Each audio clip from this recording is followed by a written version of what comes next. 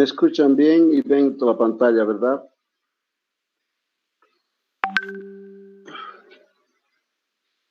Bueno, buenas tardes, estudiantes. Vamos a dar inicio a las charlas, unas cuantas clases que vamos a dar sobre tiroides.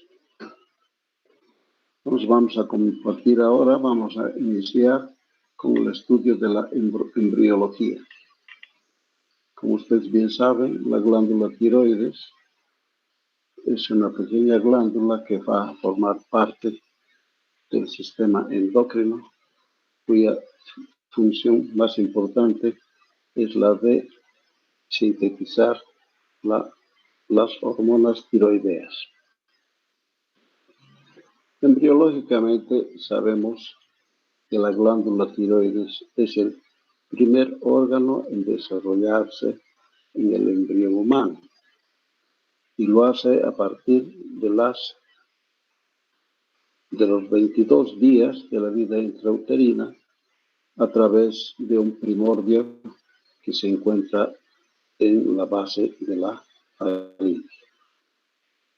Más o menos en la cuarta semana de vida intrauterina, este primordio comienza ya a desarrollarse y se prepara para el descenso. Este descenso se completa en la séptima semana de vida intrauterina, llegando a su localización definitiva a nivel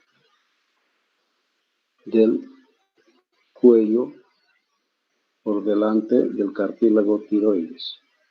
Y ese su descenso lo va a hacer a través del conducto tirogloso. ¿Sí? Este conducto tirogloso une la base de la lengua con la localización definitiva de la glándula. Es importante recordar que este conducto tirogloso a veces va a mantener algunas células de la glándula tiroidea. Y en los primeros años el niño puede tener problemas formando los quistes del conducto tirogloso, que tal vez muchos de ustedes ya han escuchado hablar.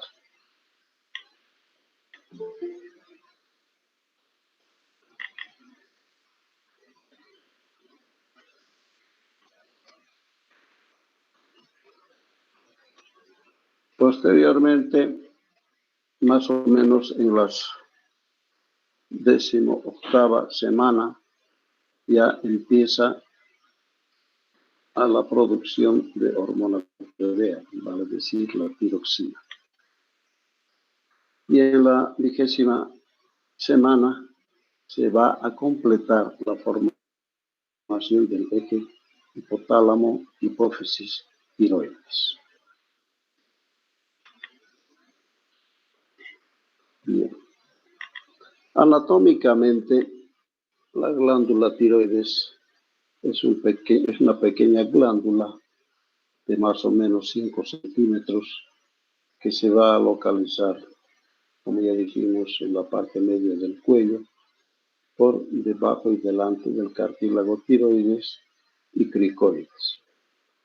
Y el adulto pesa aproximadamente entre 15 a 30 gramos, dependiendo del sexo. Entonces, esta glándula, como ven en la figura, tiene dos lóbulos, uno derecho y otro izquierdo, que están unidos en la parte central por el istmo, de donde va a emerger otro lóbulo denominado piramidal, que no es constante.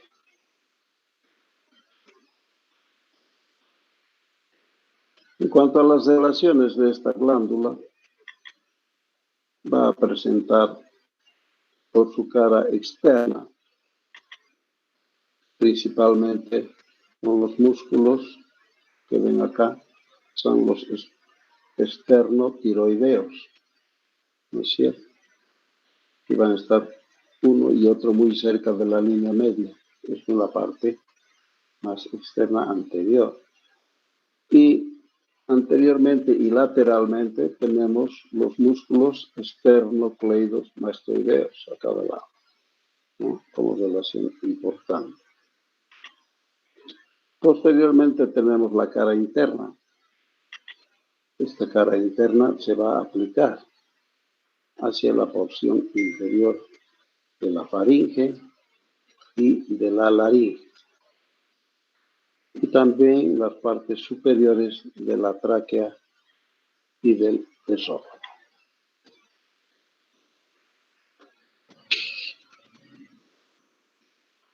Ahí ven nuevamente las relaciones de estos músculos. Ahora vemos lateralmente la glándula tiroides va a tener una relación importantísima con el paquete vasculo-nervioso del cuello, que está constituida por la arteria carótida primitiva, por la vena yugular interna, y al medio está el nervio vago, ¿cierto?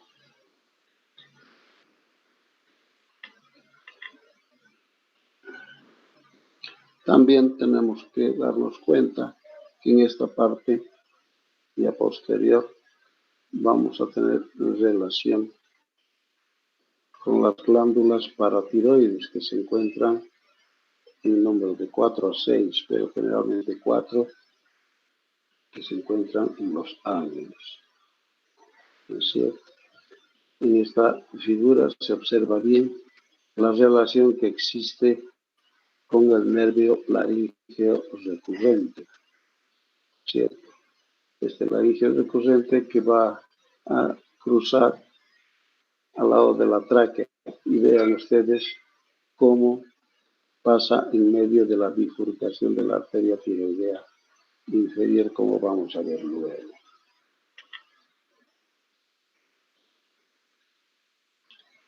Otro nervio que también está en relación en la parte más superior es con este que ven acá por la figura, es la rama externa del nervio laríngeo superior. También muy importante, que hay que tener en cuenta en la cirugía, pues su lesión puede causar una voz débil.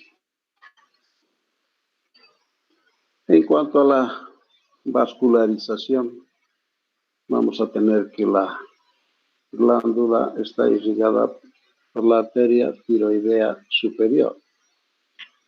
Vean ustedes, luego de emerger de la carótida externa, va a mandar un ramo por la membrana tiroidea y posteriormente se va a dirigir hacia abajo a la parte superior del lóbulo, y de ella se va a dividir en 3 ramas. Una rama anterior que va a formar el arco supraísmico, que ven acá bastante bien en la figura. Va también mandar otro ramo posterior que desciende entre la tráquea y la glándula tiroides, y formando finalmente una rama externa que se va a ramificar en el lóbulo.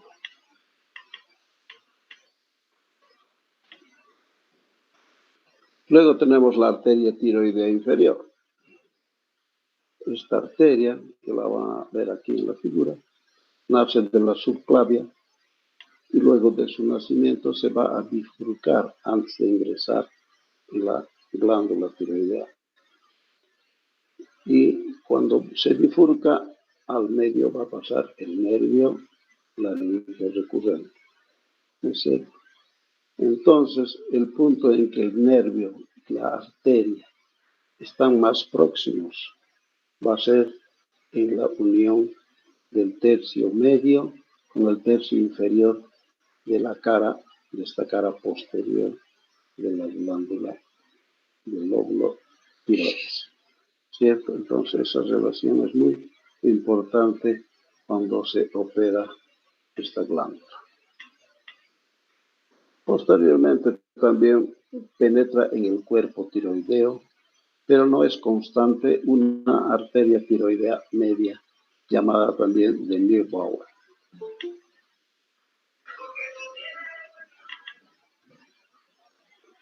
Aquí tenemos más claramente las arterias. Miren ustedes cómo van a ser de la carótida externa, manda a la membrana tiroidea y luego forma sus tres ramas, se divide en tres ramas, la tiroidea anterior, posterior y lateral, ¿no? Se van a ver aquí bastante bien. Está la posterior y la lateral. Luego tenemos las venas. Las venas van a ser en el parénquima de la glándula y luego se dirigen hacia la superficie y van a formar un plexo en la parte superficial y se van a anastomosar unos a otros. Luego este plexo va a dar origen a las venas tiroidea superior, como ven aquí en la figura, y va a desembocar en la yugular interna. Tenemos también las venas tiroideas inferiores, que van a desembocar en el tronco brachiocefálico del lado izquierdo o derecho. Y finalmente vamos a tener las venas tiroideas medias, que estas no son totalmente constantes y nacen de la parte externa de los lóbulos laterales y de allá desembocan en la vena yugular interna. Esto también hay que tener cuidado en la cirugía porque muchas veces se desgarra y produce mucha hemorragia. En cuanto a los linfáticos, vamos a ver que la glándula tiroides, su linfa va a fluir a los diferentes grupos ganglionarios linfáticos que están localizados peritiroideos o también al otro lado, llamados contralaterales. Finalmente, estos linfáticos van a drenar en los ganglios linfáticos, ya estos los más cercanos a la glándula y también en las partes superiores e inferiores. Lo importante conocer en este caso es la distribución de los ganglios linfáticos a nivel del cuello. Y tenemos el grupo 1, que son los grupos submentonianos y submandibulares o submaxilares. Luego tenemos las cadenas yugulocarotídeas, que forman el grupo 2, 3 y 4, según esté en la parte superior, media e inferior de este paquete vascular nervioso del cuello. Luego tenemos el grupo 5, que está en la parte ya posterior, por encima de la clavícula. En la parte más alta, el grupo 5A y abajo el grupo 5B. Luego tenemos el grupo 6, que está en la parte media, delante de la tiroides, a nivel de la tráquea, por delante de la tráquea, es la parte central. Y finalmente el grupo 7, que ya está mucho más abajo, inclusive puede ser hasta retroesternal.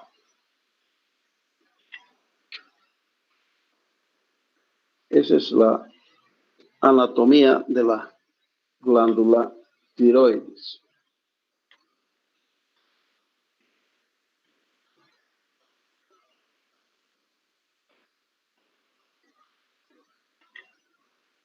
Ahora vamos a ver, hemos dicho que la glándula tiroides en su función va a sintetizar y producir la hormona tiroidea o las hormonas tiroideas T3 y T4. Para poder sintetizar y formar estas hormonas, la glándula tiroides necesita de yodo. Por lo tanto, es muy importante que conozcamos algo del metabolismo del yodo. Como saben, el yodo se encuentra en la parte ambiental y los requerimientos de yodo van a ser en el adulto entre 100 a 200 miligramos por día. En niños, 50 miligramos al día. En el embarazo y la lactancia, 200 miligramos por día. Una vez que ha sido digerido por la vía oral, este yodo llega al intestino proximal y va a ser absorbido. De allá pasa a la sangre.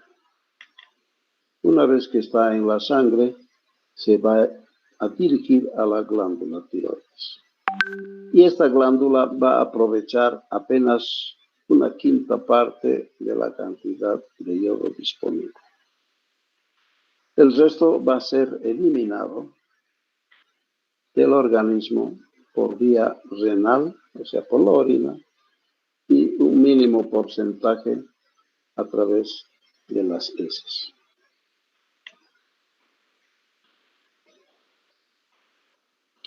Entonces, como decíamos, las hormonas tiroideas son la tiroxina o T4, formado por 4 grupos, y la triiodotironina solamente con 3.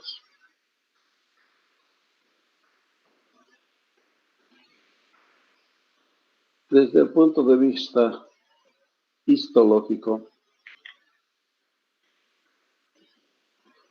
vamos a decir que el folículo tiroideo es la unidad anatómica y funcional de la glándula tiroides. Tenemos en esta figura un folículo tiroideo que está formado por un epitelio, por unas células foliculares que van a rodear totalmente, y en la parte central vamos a tener el coloide. El coloide donde va a estar lleno de tiroglobulina, que es dentro de la tiroglobulina que va a estar depositado las hormonas tiroideas.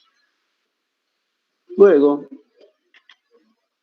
por fuera de estas células foliculares, vamos a tener otras células que son las llamadas parafoliculares. Y estas células van a producir calcitonina, que tienen que ver con el metabolismo del calcio.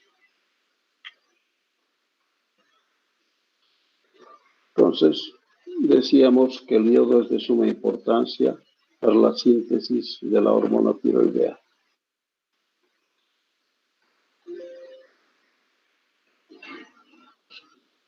Luego de que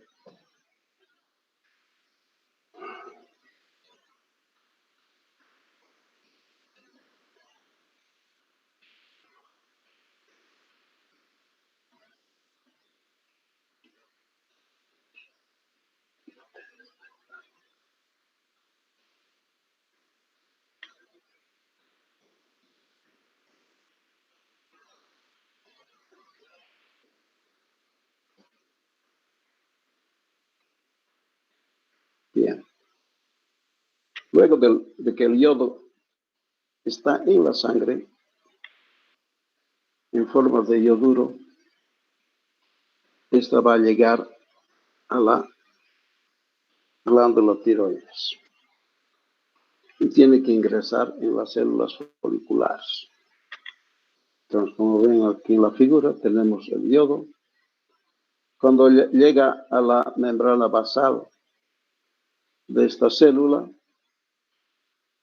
de inicio no puede ingresar porque está a contracorriente.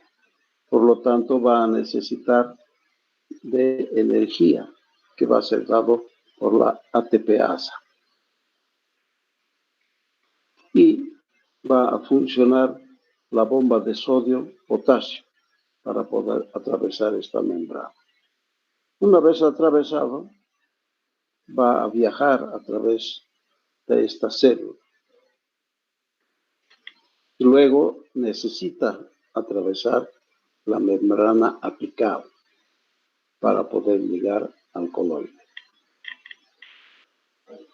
Cuando llega a la parte apical, también hay dificultad, entonces va a necesitar de un cofactor, una proteína que va a ayudar a pasar al yodo hacia la parte media que es la pendrina. ¿Ya? Una vez que el yodo pasa a la membrana, es importante lo que va a ocurrir.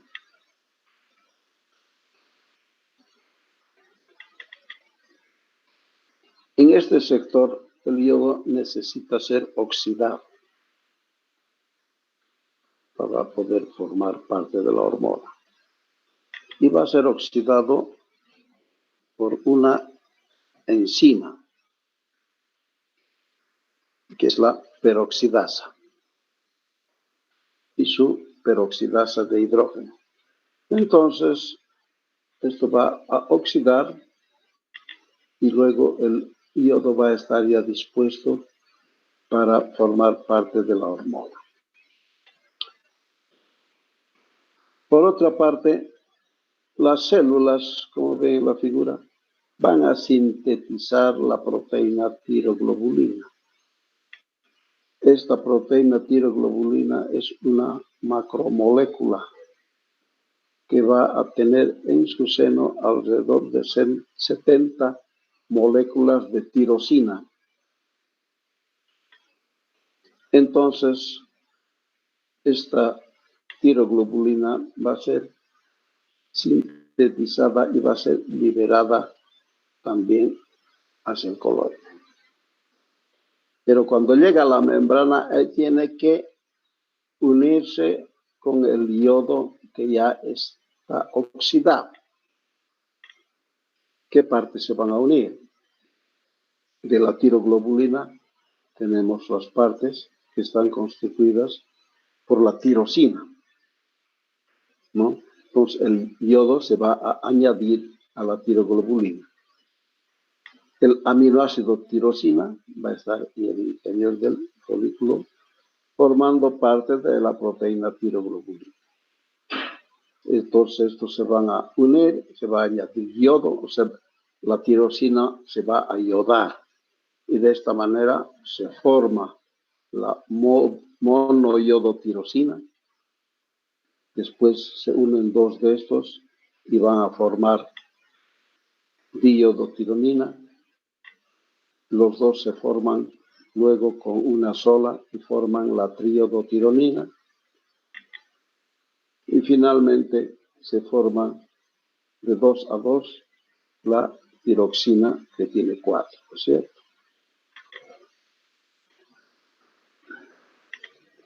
De esta manera ya está formada las hormonas tiroxina y T3 o triodotironina. Hay mucho mayor concentración de tiroxina que de triodotironina. Entonces, dentro de lo que es la tiroglobulina, que ya tenemos las hormonas T3 y T4, estas van a salir nuevamente hacia la célula folicular. Y todas van a ser captadas por las porciones de la tiroglobulina y van a atravesar esta célula por un mecanismo que se llama de pinocitosis. ¿Ya?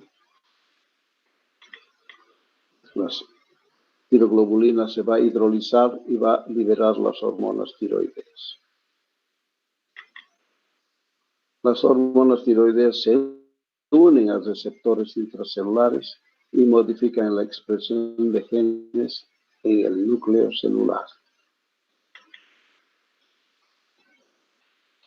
Bueno, y luego las hormonas están listas para ingresar al torrente sanguíneo e ir a todos los tejidos de la economía. ¿Y cuál va a ser el efecto de estas hormonas tiroideas? Son varios.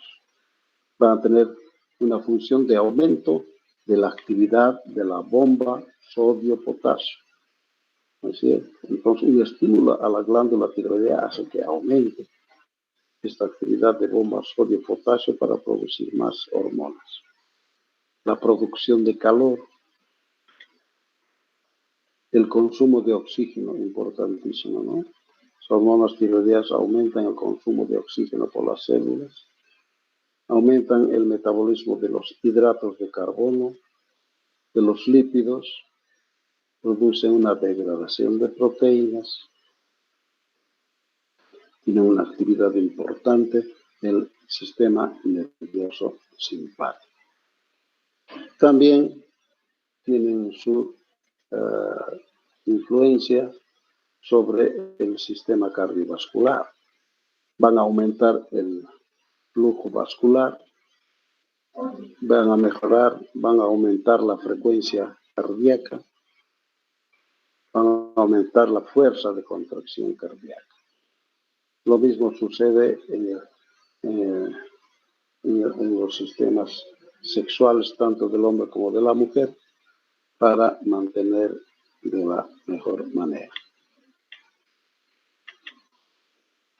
Y ahí vemos un poco lo que es ya la función del control de retroalimentación de las hormonas tiroideas.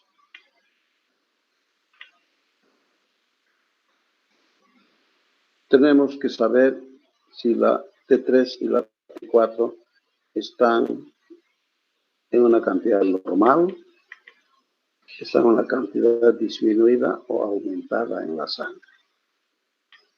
Dependiendo de esto, entonces, si tenemos una poca cantidad o una cantidad exagerada, como en un hipertiroidismo, van a estimular al hipotálamo. En el hipotálamo normalmente se secreta la hormona liberadora de tirotropina. Entonces, como el T3 y T4 están aumentados, van a hacer que disminuya la eliminación de la hormona liberadora de tirotropina.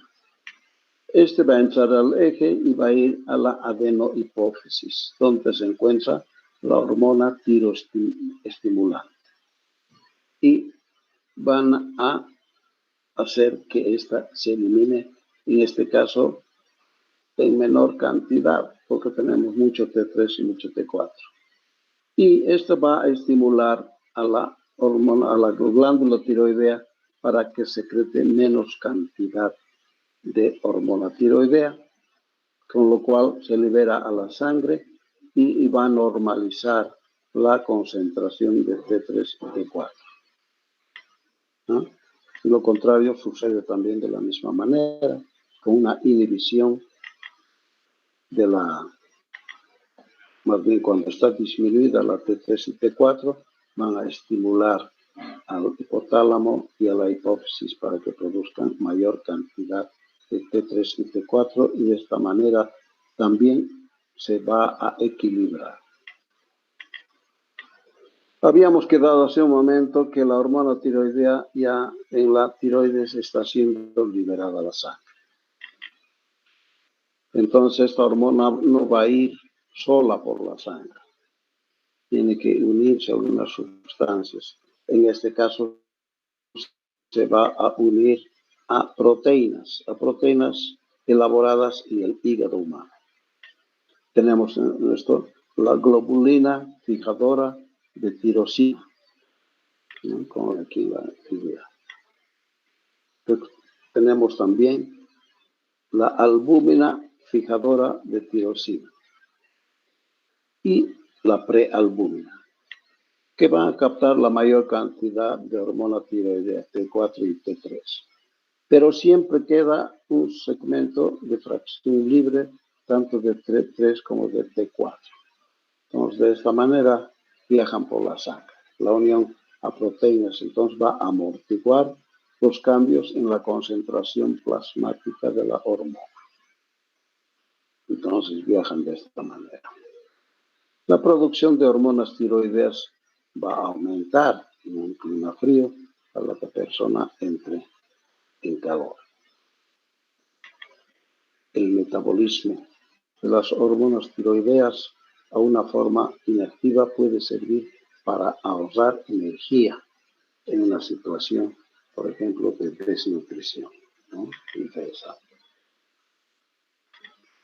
Ahora vemos que la falta de yodo puede disminuir la secreción de hormonas tiroideas. Ya hemos dicho que el yodo es indispensable para la formación de hormona tiroidea. Si no tenemos en el medio ambiente esta falta de yodo, obviamente se va a producir menor cantidad de hormona tiroidea. Bien. Pero esta falta de yodo también va a producir un aumento compensador de la hormona liberadora de tirotropina por el hipotálamo, y luego esta también va a estimular a la hipófisis para la producción de mayor cantidad de hormona tiroestimulante. Por lo tanto, la glándula tiroides va a trabajar más para formar mayor cantidad de T3 y T4 para compensar la falta. El aumento del TSH por la glándula o por la hipófisis puede provocar un crecimiento de la glándula tiroides, ¿no es cierto? O sea, el crecimiento o el aumento del TSH, cuando tenemos descendidos el T3 y el T4, si esta cantidad de TSH que se produce por la adenohipófisis va a ser sostenido por largo tiempo, entonces va a estimular continuamente a la glándula tiroides, que va a crecer para producir más T3 y T4. Entonces a este crecimiento se va a denominar bocio. Ahora, si la falta de yodo es muy importante en el medio ambiente, como sucede en varios lugares, entre ellos aquí en Bolivia, puede además producir una disminución siempre de la formación de T3 y T4. Y eso nos lleva a lo que se denomina hipotiroidismo. ¿No es cierto? Que muchas veces ustedes han debido escuchar hablar en el medio. Bien. Una vez terminado este sector, nos vamos a pasar a otro.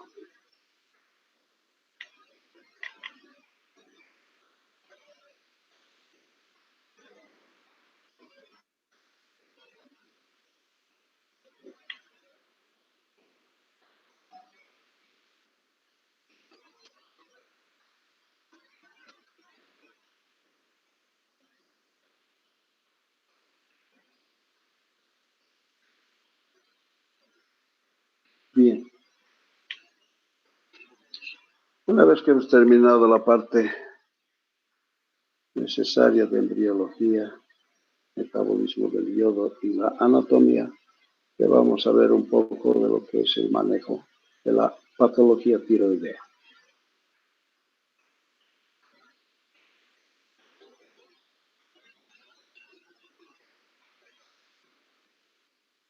La fisiología del eje hipotálamo hipoficiario tiroideo. Esto creo que ya hemos hablado suficiente, ¿no es cierto? Ya hemos hablado que tanto el ascenso como el descenso de la concentración de hormona tiroidea en sangre va a aumentar o en su caso disminuir la liberación del factor liberador de tirotropina y la liberación por la hipófisis de la hormona tiroestimulante, que va a estimular a su vez a la glándula tiroides para la producción de T3 y T4. ¿Cierto? Entonces hoy hemos hablado bastante. Ahora nos vamos a referir al hipotiroidismo.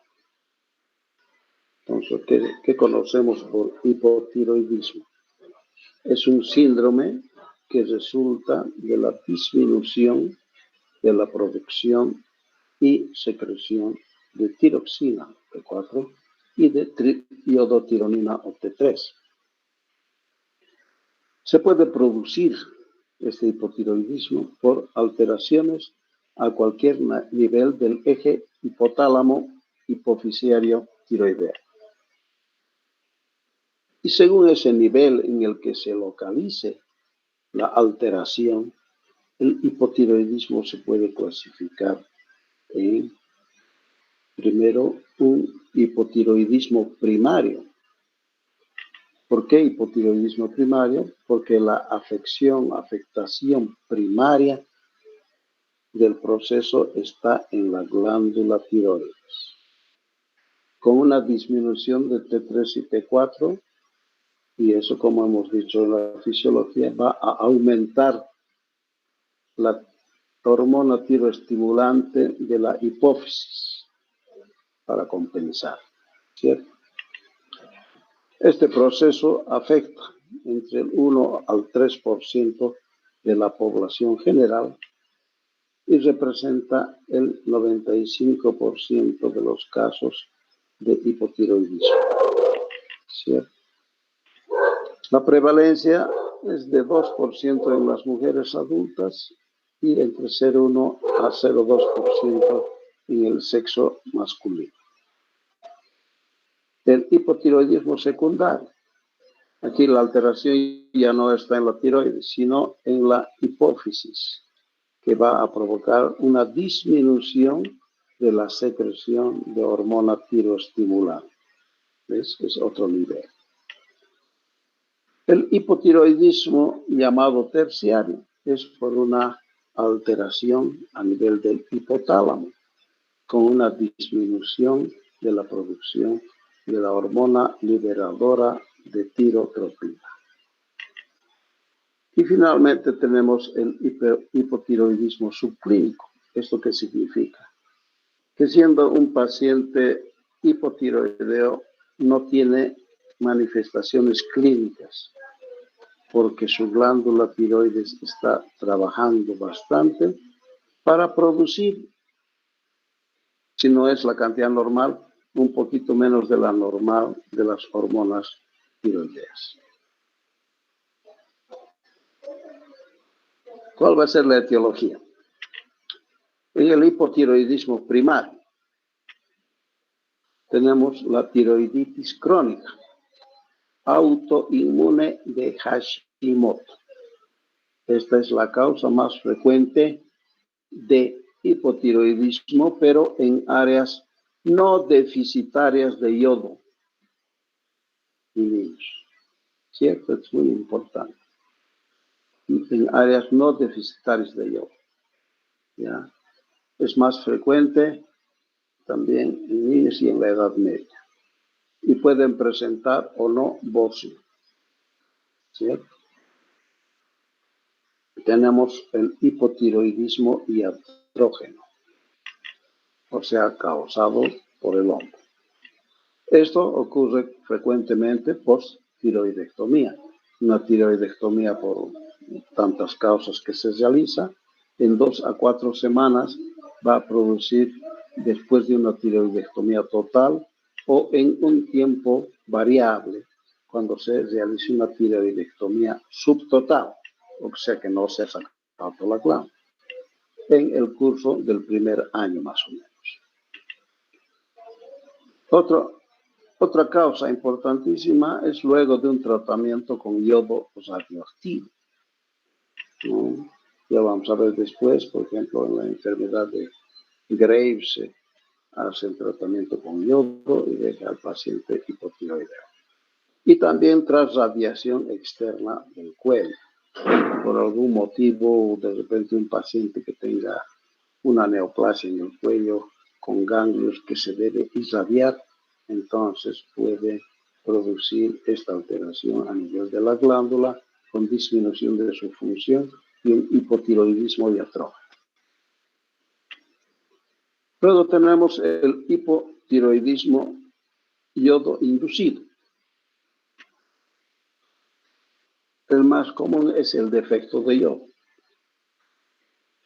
Cuando no hay yodo en el medio ambiente, es la causa más frecuente de hipotiroidismo y bocio, es lo que decíamos. Como el paciente tiene poco yodo, poca formación de T3 y T4, entonces va a funcionar la TSH, estimulando a la glándula tiroides en forma continua por largos episodios de tiempo hasta producir un bocio, o sea, un crecimiento de la glándula. Pero entonces este es un hipotiroidismo efecto de yodo inducido, ¿no es cierto? Ahora hay otro interesante, ustedes dirán, ¿cómo sucede? Un exceso de yodo más bien inhibe la síntesis y liberación de T3 y T4. Es lo que se llama efecto de Wolff-Chaikoff. ¿Cómo se produce eso? A pesar de haber un exceso de yodo, este yodo va a inhibir, si recuerdan ustedes, acabamos de hablar de la oxidación del yodo por la enzima, ¿cierto? Entonces va a ser inhibida ese paso, la oxidación, por lo tanto no va a haber la iodación de la tirosina para que se forme el T3 y el T4. Ese es el efecto de Wolff-Chaikoff. Luego, otras causas de hipotiroidismo, tenemos el uso de fármacos, entre el litio, la amiodarona, la rifampicina y las sales de hierro. Hay otros defectos hereditarios en la síntesis de hormonas tiroideas, ¿no? Es un hipotiroidismo con bocio y casi siempre se manifiestan desde el nacimiento, ¿no? Son defectos hereditarios. Luego tenemos la agenesia o disgenesia tiroidea, que es la causa más frecuente de hipotiroidismo congénito, o sea, la falta de la glándula, ¿no? O la formación anormal.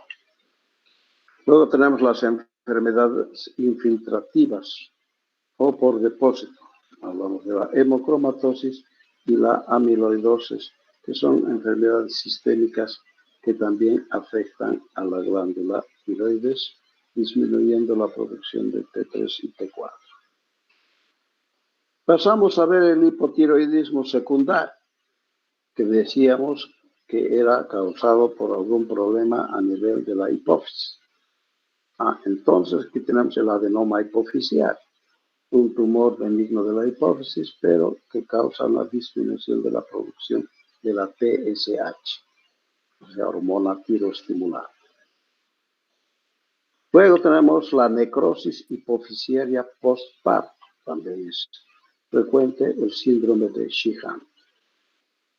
Los traumatismos a nivel de la hipófisis y los procesos inflamatorios, como son las hipofisitis, bastante raros, son causas de hipotiroidismo secundario.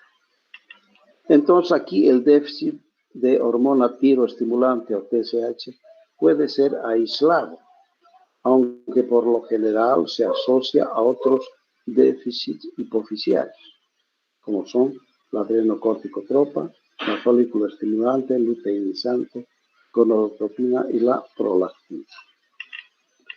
Luego tenemos el hipotiroidismo terciario, y es una consecuencia de alteración a nivel del hipotálamo y estructuras vecinas. Va a producir una alteración en el sistema porta hipotalámico hipofisial. Ese sistema porta es una vascularización entre el hipotálamo y la hipófisis, por donde va a viajar la hormona liberadora de tirotropina hacia la hipófisis para estimular. A este nivel hay una alteración. Clínicamente, entonces, el hipotiroidismo, independiente de la causa, va a presentar la severidad del cuadro, va a estar influida primero por un grado de alteración hormonal, por la velocidad con que se haya desarrollado, con la edad del paciente y la coexistencia o no de otros trastornos. Entonces, las manifestaciones clínicas van a ser astenia, es una persona que no tiene ganas de hacer nada, letárgico, pues lento para todo, somnoliento, todo el rato quiere dormir, intolerancia al frío, Hay enlentecimiento de las funciones mentales, importantísimo. La persona engorda, aumento de peso. Hay una disminución del apetito y hay estreñimiento. Y signos hay, tenemos bradicardia, disminución de la frecuencia cardíaca. La piel va a estar seca, la voz ronca, hay bradisiquia, o sea, enlentecimiento de las funciones mentales. Hay movimientos también lentos, hiporreflexia y edema sinfóbico. ¿Cómo vamos a tener el diagnóstico? Obviamente es importante la historia clínica y todas las manifestaciones que acabamos de hablar. Ahora, laboratorialmente vamos a confirmar con la determinación hormonal de la TSH, que es la forma aislada más útil. Esta se va a encontrar elevada de forma invariable en todas las formas de hipotiroidismo primario y suele ser normal o indetectable en el hipotiroidismo hipoficial. La disminución de la tiroxina libre, o T4, es similar en todas las causas de hipotiroidismo. La T3 es menos específica para confirmar el diagnóstico. Otros hallazgos comunes en el hipotiroidismo primario son la anemia, la deshidrogenasa láctica, aumento de la deshidrogenasa también, la CPK y la AST. En los hipotiroidismos centrales se van a asociar además otros déficits hormonales, como de gonadotrofinas, hormonas folículo estimulantes y ACTH. Entonces tenemos un hipotiroidismo que en TSH elevada y una T4 libre baja. Hipotiroidismo central, también tenemos una T4 baja, una TSH normal o disminuida. Y en el subclínico decíamos, ¿no? Entonces tenemos un T4 normal, pero esa glándula está siendo estimulada en forma continua y puede estar creciendo esta glándula. Entre las pruebas complementarias, para esto debemos tener los anticuerpos antitiroideos y la ecografía tiroidea para confirmar, no para confirmar el diagnóstico, no, sino para estar más cerca de la causa. El tratamiento, entonces, frente a un déficit de producción de hormona tiroidea, su tratamiento de elección será administrarle la hormona tiroidea, ¿no? Y la mejor forma es la levotiroxina. En niños y adultos, el tratamiento sustitutivo adecuado va a revertir totalmente las manifestaciones clínicas. Ahora, en los neonatos, si no se da en las primeras semanas, hay alteraciones irreversibles del desarrollo físico y mental. Entonces, ustedes ven, por ejemplo, por ahí a sus hermanitos, a sus sobrinos, si se fijan, siempre va a pedir el estudio de la T3 y de la T4. Si encuentra que hay hipotiroidismo, entonces inmediatamente empieza a administrar hormona tiroidea para evitar estas alteraciones en el desarrollo físico y mental. La dosis de la hormona va a ser aquella que mantenga, ven ustedes, el TSH de la hipófisis en límites normales. Entonces, las dosis recomendadas son en adultos entre 100 a 150 microgramos al día y en el anciano entre 50 y 75. Pero esto es importante. Se precisan hasta 6 semanas para que una dosis determinada de hormona tiroidea alcance su efecto pleno. Por ello, es el tiempo mínimo para valorar modificación de dosis. Una vez alcanzada la dosis adecuada, el control se puede hacer anualmente y solamente por atención primaria. Situaciones en las que es previsible que haya que modificar una dosis previamente establecida. que aumentar, disminuir durante el embarazo, por ejemplo.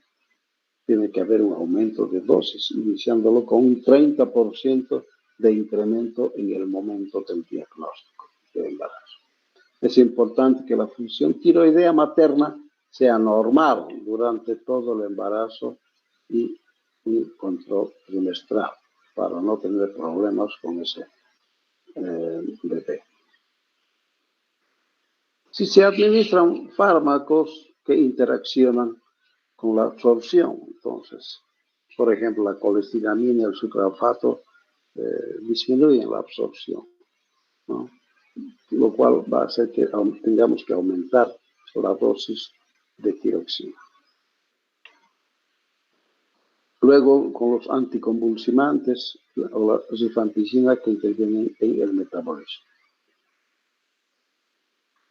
Y finalmente, el control del tratamiento en el hipotiroidismo primario. Se debe hacer mediciones de la TSH cada 6 meses hasta encontrar valores normales, que vienen a ser entre 0,5 a 4 miliunidades por litro. Posteriormente se harán mediciones cada 12 meses. Y también se hace por control por atención primaria. El hipotiroidismo central, hay que hacer mediciones de 4 libras cada 6 meses. Y por último tenemos un algoritmo de diagnóstico del hipotiroidismo subclínico, cuando la hormona del TSH, la hormona tiroestimulante, está más de 5 miliunidades por litro. Se debe confirmar en 6 semanas el TSH, T4 y anticuerpos antitiroideos. Si los anticuerpos son positivos, se debe considerar tratamiento. Si son negativos y la hormona está más de 10 miliunidades, se debe considerar tratamiento. Anticuerpos negativos y TSH menos de 10 van a ir dependiendo de los síntomas, voz, embarazo, infertilidad, dislipemia, a considerar tratamiento. Y los controles anuales de TSH, T4, se debe considerar tratamiento. ¿Ya? Entonces, esa sería la patología y el manejo del hipotiroidismo.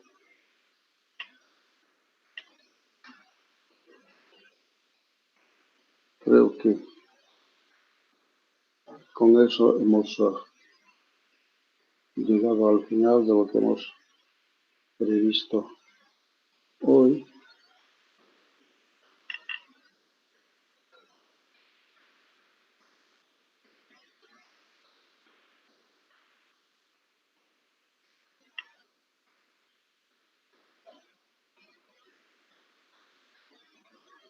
Entonces, les voy a pasar el link para la reunión de mañana también a las 6 de la tarde, ¿de acuerdo?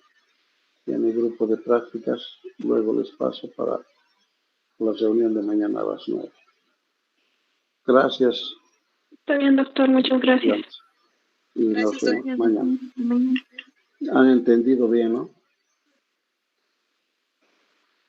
¿Había sido fácil o no? Sí, doctor. Bien, entonces estoy contento. ¿Listo? Nos vemos mañana. Chao. Hasta mañana, doctor. Gracias, doctor. Hasta luego, doctor.